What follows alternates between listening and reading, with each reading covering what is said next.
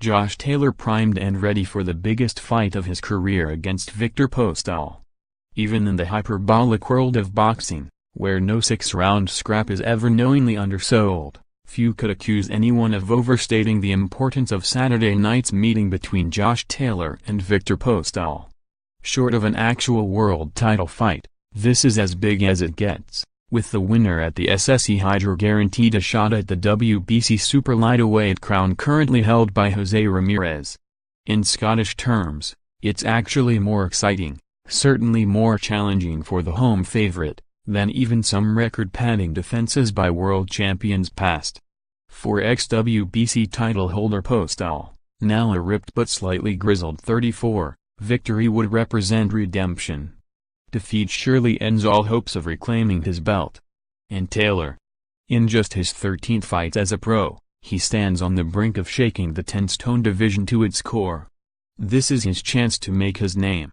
The man who has nurtured and guided the Scot through the page ranks, turning the raw potential of a Commonwealth Games gold medalist into a more valuable asset, is clear on what needs to happen tonight.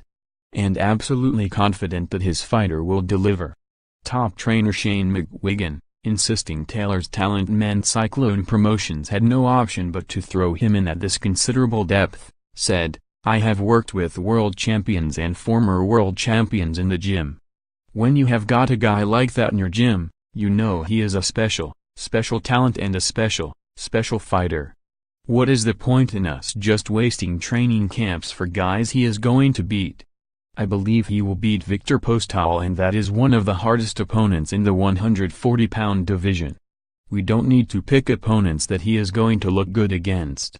He has got the style and speed to beat anyone. Postol is the no-one contender, Josh is no 2, so let's get it on. Let's get it out of the way and challenge for a world title. There are going to be nerves for us both on Saturday night when we are in against Postol because we know he has been a world champion. He has been in at this level. He has only had one defeat, to Terence Crawford, and looked good throughout his career. But it is a huge fight for us. Once Josh beats him, it is going to be a massive statement. Not only that, but guys in the 147-pound division, people in America, will sit up and take notice.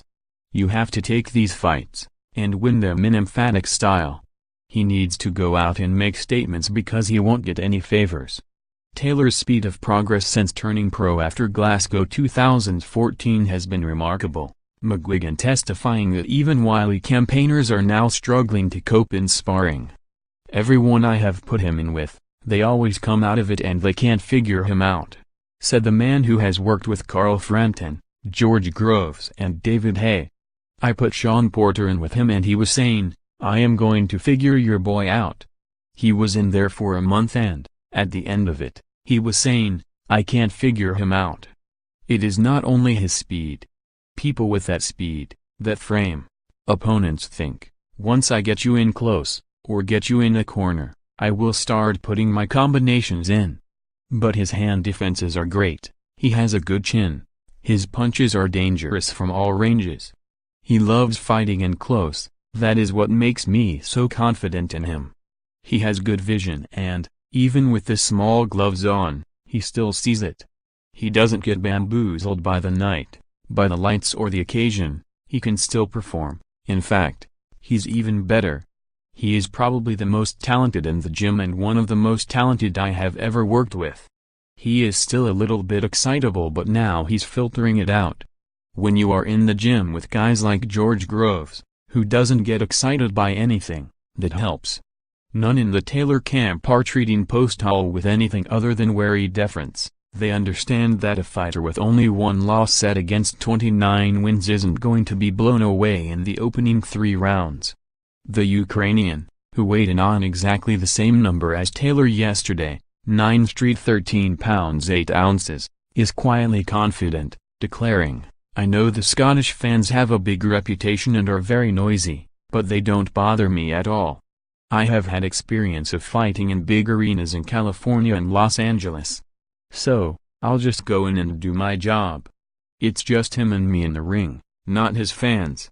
The short answer to any question about why Taylor is being thrown in against this veteran is that, if he wants to not only win the WBC title but unify the division, he needs to take on the best.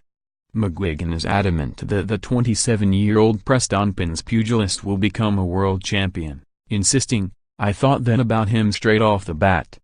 He gets it. He has got phenomenal ability, but there are certain fighters you can work with for a year or 2 years and they just don't get it. They understand it but they just can't implement it.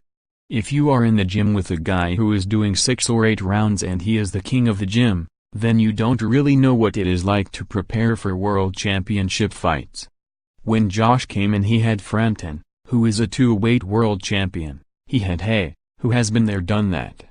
They all prepare differently. Now he has got Groves. So he knows what it takes to be at that level. You have got to surround yourself with champions. If you want to be the king of the gym because you want to be the star, it is never going to be like that. You need to learn how not only to be a champion, but how to hold yourself like a champion and live like a champion. All of that preparation, the 12 weeks of misery in training camp, goes on the line tonight. There's little doubt it's a big deal.